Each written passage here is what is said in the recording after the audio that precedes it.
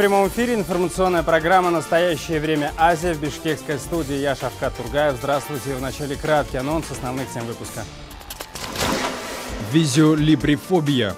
Казахстанские власти боятся комментариев в социальных сетях и сажают в тюрьму за лайки. И даже по прошествии уже длительного периода времени, после удаления своего аккаунта, почему-то в отношении них заводятся уголовные дела. От мала до велика. Всех поголовно кыргызстанских чиновников обязали отчитаться о своих доходах. Простой народ не верит, что коррупционеров удастся вывести на чистую воду. Борись, не борись, как она была, так она уже корнями вросла уже у нас здесь. Враг волка, друг пастуха. В Кыргызстане группа активистов пытается восстановить редчайшую породу собак – кыргызских волкодавов. С хищником могут сродиться, броситься в бой и загрызть волка, а вот с людьми вполне добродушные, с ними можно поиграть, и вполне контактные себе собаки, да? Ну а теперь расскажем обо всем по порядку. Реальный срок за лайк в социальных сетях. Тюремное наказание грозит нескольким казахстанцам из разных регионов страны за сохранение аудиозаписи с выдержками из Корана. Теперь их обвиняют в пропаганде терроризма. Адвокаты родные рассказали Шолпану Разбековой, почему они считают действия силовиков незаконными. Участковый. В квартиру Дадаша Маженова спецназ ворвался ранним утром. Следователи зачитали его права и приступили к обыску. Силовики нагрянули из-за лайка в социальной сети религиозного ролика. По крайней мере, так утверждают родные Дадаша и его адвокат. Это основывается на том, что, я не знаю, был когда-то в 2016 году аккаунт. В общем доступе по закону был, этот хадис существовал там, в общем доступе. Они его взяли, теперь они его предъявляют как нарушение закона, потому что в 2017 году вышел закон. Но и этот сам аккаунт удален в 2017 году. Обыски были проведены и на рабочем месте Маженова. Он владелец бутика мужской одежды в одном из торговых домов в Павлодаре. Однако здесь, как и в квартире подозреваемого в терроризме, сотрудники Комитета национальной безопасности ничего не нашли. Это ихнее право. Они хотят намаз читать, пускай они читают. И они никому вреда не... В доме что у них не нашли? Ни оружия, ни наркотиков, никого они не убили. А почему они так хватают? Рассказать о своей беде в Алматы приехала мать и другого задержанного, Тимура Давлетова. По ее словам, сына арестовали за сохранение религиозного ролика на своем аккаунте ВКонтакте против терроризма. Что он в соцсетях, ВКонтакте, у себя на страничке прослушал и сохранил 2 аудиозаписи, которые сами, наверное, о себе говорят. Первая запись. Название ее говорит о том заблуждении террористической организации. Адвокаты Маженова и Давлетова считают действия сотрудников комитета необоснованными, а попали его подзащитные в поле зрения из-за внешнего вида. Тем более лайки в соцсетях, за которые пытаются привлечь Маженова и Давлетова, были поставлены на страницах, которые сейчас не существуют. Некоторые из наших подзащитных, они удалили свои аккаунты в соцсетях, в том же ВКонтакте, они их удалили, и даже по прошествии уже длительного периода времени, после удаления своего аккаунта, почему-то в отношении них заводятся уголовные дела, производится так называемое предварительное следствие. И вот таких уголовных дел по этим статьям в Казахстане на данный момент их уже счет пошел на сотни. По этим делам была проведена экспертиза. 2 эксперта из 3 отметили, что в данных материалах отсутствуют признаки публичных призывов к совершению акта терроризма. Следователь Комитета национальной безопасности от комментариев отказался, отметив, что не уполномочен раскрывать подробности следствия. Я не уполномочен сказать его. Между тем, все задержанные в ожидании судебного разбирательства, где представителям Фемиды предстоит доказать или опровергнуть, действительно ли лайки в социальных сетях были безобидными. Шолпан Уразбекова, Павел Энгельгард. Настоящее время. Азия. Казахстан. А тем временем Следственный комитет России на суде сообщил новые подробности об арестованных, которых подозревают в совершении теракта в метро Санкт-Петербурга в прошлом году. По версии Следкома, фигуранты дела являются членами запрещенной в России террористической организации Катиба Таухид Валь Джихад, что в переводе означает «Армия единобожия и войны». На заседании Мосгорсуда представитель Следственного комитета отметил, все 11 подозреваемых состояли в этой организации и им предъявлены обвинения в участии в террористическом сообществе. Группировка Катиба Таухид Валь-Джихад возникла в 2014 году на территории Сирии. В ее состав вошли граждане из стран Центральной Азии. Ранее ФСБ назвала заказчиком питерского теракта гражданина Кыргызстана и руководителя армии единобожия и войны Сироджиддина Мухтарова Абу Салаха. Напомню, 3 апреля прошлого года в петербургском метро произошел взрыв. По версии следствия, его устроил террорист-смертник из Кыргызстана Акбарджон Джалилов. Тогда погибли 16 человек. Вместе с исполнителем теракта более 100 пострадали. Чиновников на чистую воду. В Кыргызстане начались проверки деклараций о доходах и расходах всех государственных служащих. Компания призвана дать бой процветающей коррупции, однако общественность властям не верит. Почему? Знает Джазгуля Гимберзиева. Президент Кыргызстана провел рабочее совещание Совета Безопасности и отметил, что с 1 июля началась антикоррупционная кампания и предупредил о необходимости тщательной проверки деклараций о доходах и расходах всех государственных служащих без исключения.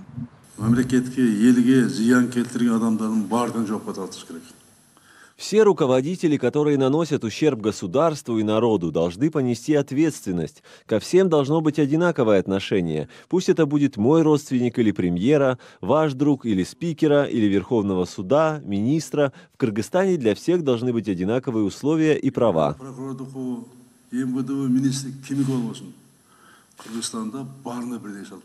В Кыргызстане декларацию о расходах и доходах обязаны сдавать юридические лица, а также все муниципальные и государственные служащие. На заседании Совбеза глава государства отметил, что в первую очередь под проверку попадут те должностные лица, которые занимают политические должности.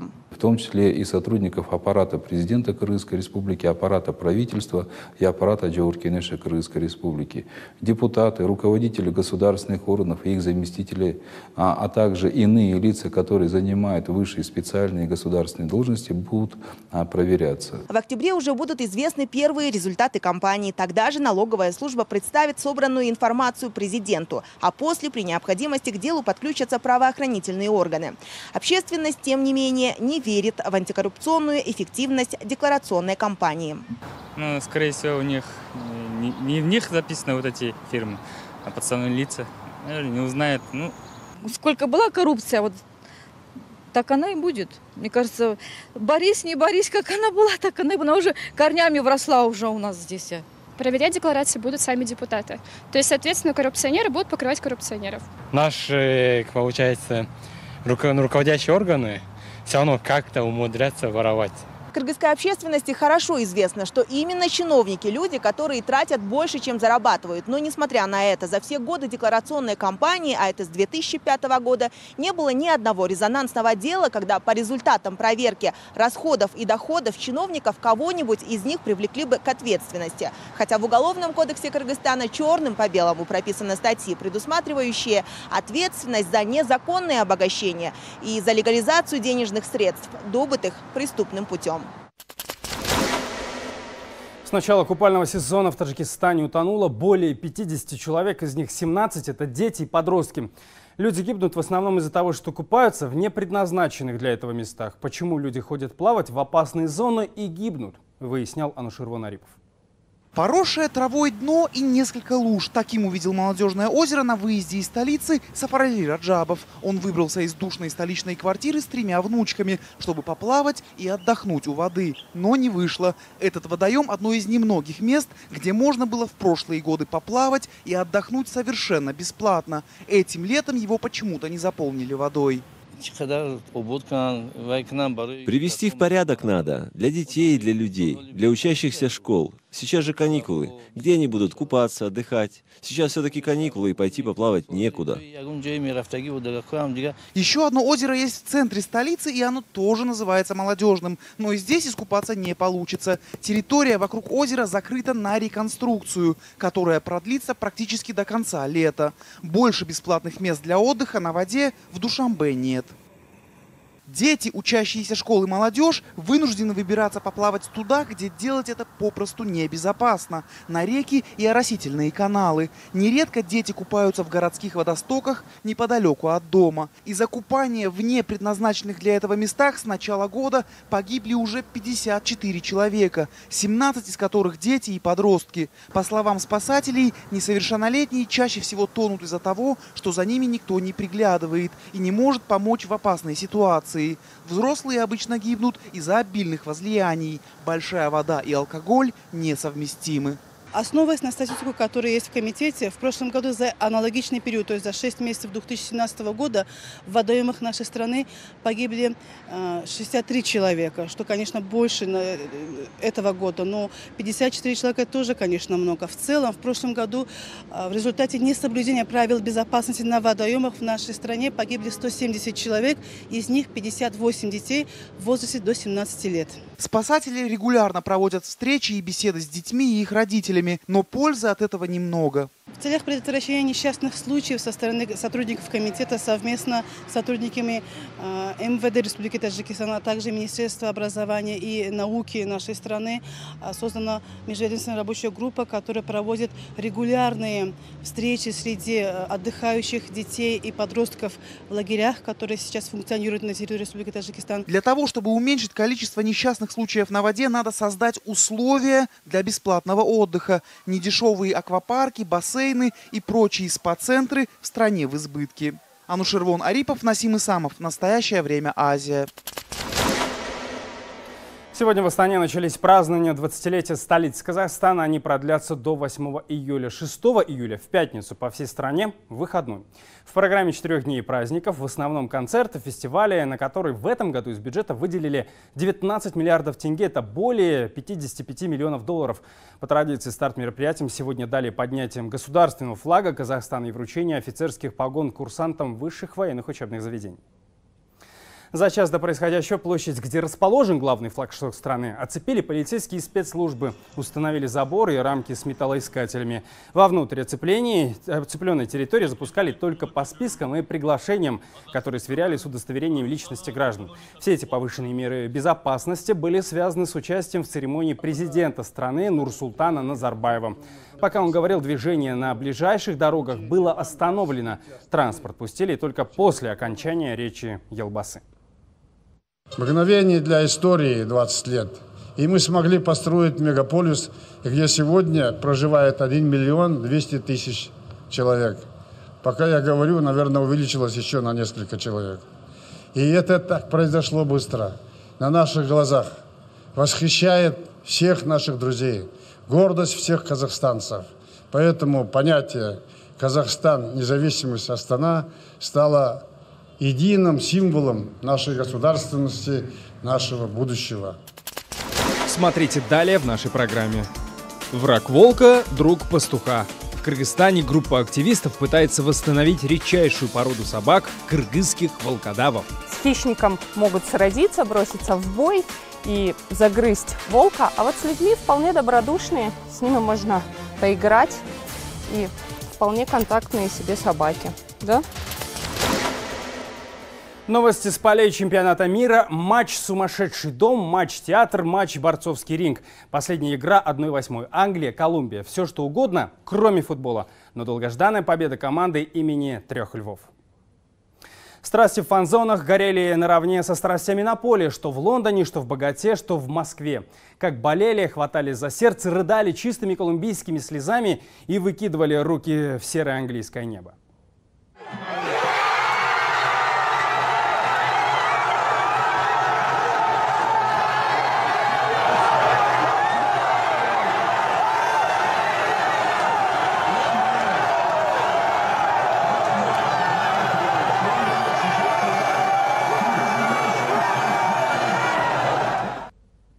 Некоторые комментаторы назвали встречу самым мерзким матчем на чемпионате. В какой-то момент игра напоминала скорее балаган. Колумбийцы фалили безбожно, все дружно ругались друг с другом и судьей. В середине второго тайма за 17 минут судья 6 раз поднял руку с горчичником в воздух, что в целом описывает всю игру. Так, пенальти в ворота колумбийцев дали за то, что те повалили Кейна на землю так, словно на поле не футбол, а регби или там ММА. А чтобы англичанам было тяжелее бить, колумбийцы в какой-то момент даже пытались раскопать бутсами метку, за что тоже, кстати, получили желтую. Ну и как уже повелось на российском чемпионате, в итоге все равно решилось в серии пенальти. Мы ужасно страдали с самого начала и до конца. Было ясно, что мы должны победить, но пенальти делал такое. Либо повезет, либо нет. И нам не повезло. Столько радости было, когда мы забили гол. А теперь мы безумно расстроены из-за того, что команде пришлось так тяжело. Слушайте, ну это просто невероятно. Мы заслужили победу. Мы были просто уничтожены, когда они сравняли счет в последние минуты. Я поверить не могу, что Англия все-таки выиграла по пенальти. Голос сорвал, не могу говорить. Награда будет нашей. Англия выиграет чемпионат мира, а Гарри Кейн получит золотую бутсу. А вот английские болельщики просто счастливы. Шутка ли победить в матче, который дался кровью и потом? С ними пообщался мой коллега Андрей Цыганов. Несколько часов до начала матча Колумбия-Англия. Что играет Колумбия, в принципе, понятно. Здесь только колумбийские болельщики. С кем она играет, непонятно. Английских фанатов возле стадиона Спартака совсем не видно. И это при том, что именно в Англии, а не в Колумбии, этот матч называли важнейшим за десятилетия. Пресса и болельщики были едины. У английской сборной лучший за 50 лет шанс вновь выиграть чемпионат мира. Вся сетка турнира очень удачна для нас. Но это Англия. К сожалению, мы на все способны в плей-офф. Будет большим разочарованием, если они проиграют сегодня. У нас реальный шанс пройти далеко на этом турнире. Если мы не выиграем в этом году, то не выиграем никогда. Марк и его сын Джек в Москву прилетели из Манчестера. Для обоих это первый чемпионат мира не по телевизору. Как давно ты увлекаешься футболом? Почти всю жизнь. А это Алан, почти всю жизнь фанат скромного клуба Гримсби Таун, так же, как его отец и как дед. В 1966-м, когда сборная Англии последний раз стала чемпионом мира, Алану было 2 года. Я встретился много лет назад с человеком, который забил 3 гола в финале того чемпионата мира. Его звали Роджер Хант. И я взял тогда у него автограф и сфотографировался с ним. Но это история. А нам уже пора создавать свою собственную историю. Самое время. Эндрю – фанат лондонского Арсенала и свидетель исторической победы в 66-м. Мне было тогда 5 лет. Я смотрел финал против Германии в Германии в холле большого отеля. Нас там было только 4 англичан. Мне было всего 5, но после победы я понимал, что случилось что-то действительно классное. С того финала прошло 53 года. До нового финала перед началом игры с Колумбией оставалось всего 3 победы. Отправляясь на стадион, и Эндрю, и Алан, и Марк с Джеком были уверены, первая из нужных побед случится уже через 90 минут.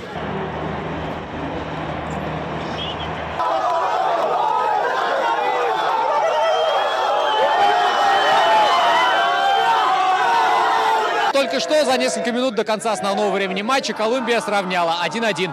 У колумбийцев праздник начинается, у англичан откладывается. Колумбия! Колумбия! Колумбия!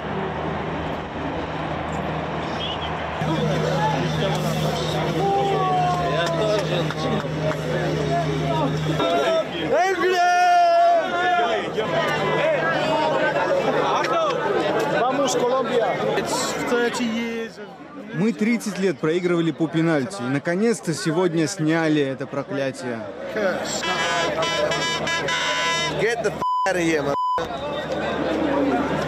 Шок? Это шок. Мы только что по пенальти выиграли. Такого же не бывает.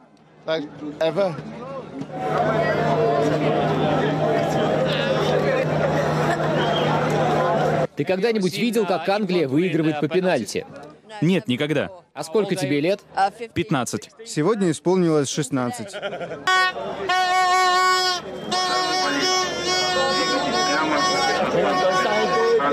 Колумбийские болельщики, одни из самых ярких на этом турнире, отправляются по домам. Английские остаются. И они после победы по пенальти уверены, теперь уж точно домой отправится сам футбол. It's coming home. It's coming home. It's coming. Football's coming home. It's coming home. It's coming. Football's coming home. Come on, England! Андрей Цыганов, Игорь Дорошенко. Настоящее время. Итак, все четвертьфиналисты определены. Давайте теперь скорее смотреть, кто и с кем сыграет. 6 июля в пятницу в Нижнем Новгороде встретятся Франция и Уругвай, в Казани Бразилия и Бельгия. 7 июля в субботу в Сочи встретятся Россия и Хорватия, а в Самаре Англия и Швеция. Особенности национальной породы. В Кыргызстане группа активистов пытается восстановить редчайшую сегодня породу собак кыргызских волкодавов. Некогда верные спутники и надежные защитники кочевников оказались под угрозой исчезновения. Дарья Тимофеева все же отыскала редких питомцев. Таких собак на улице увидишь не каждый день. Сколько точно их в Кыргызстане неизвестно. Заводчики говорят, не более 200. Но то, что прогуливаются по соседству особи редчайшей породы, сразу и не понять.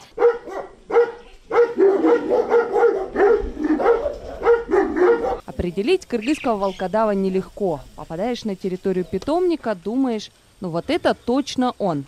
А нет, может этот тоже мимо, всего лишь дальняя родня. В представлении многих кыргызские волкодавы – это огромные собаки, которые могут сразиться с хищником. На самом деле нет, именно так они и выглядят, кыргызские дебеты, которые готовы защитить целую отару овец.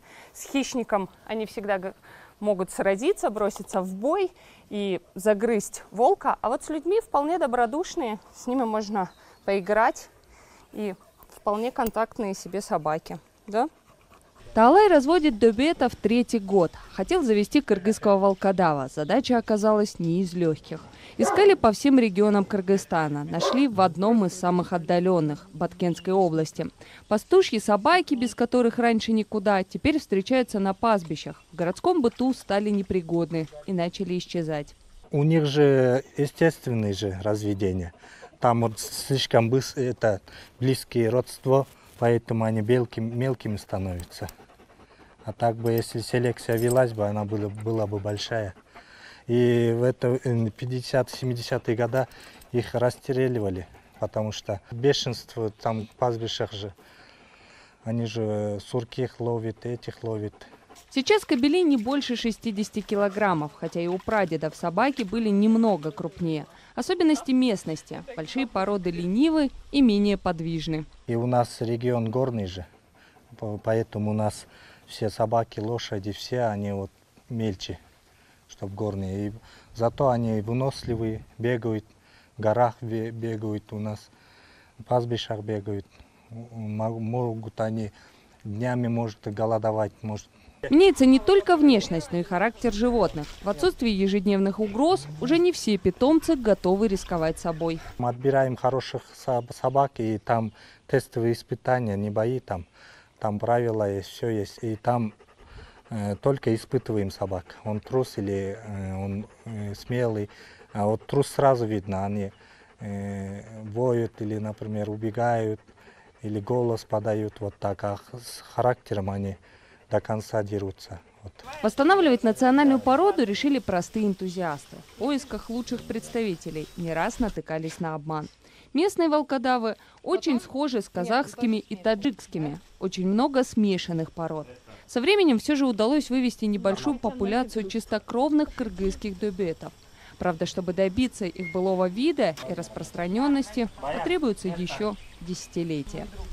Дарья Тимофеева, Самат Алышбаев. Настоящее время. Азия. Кыргызстан. Бишкек.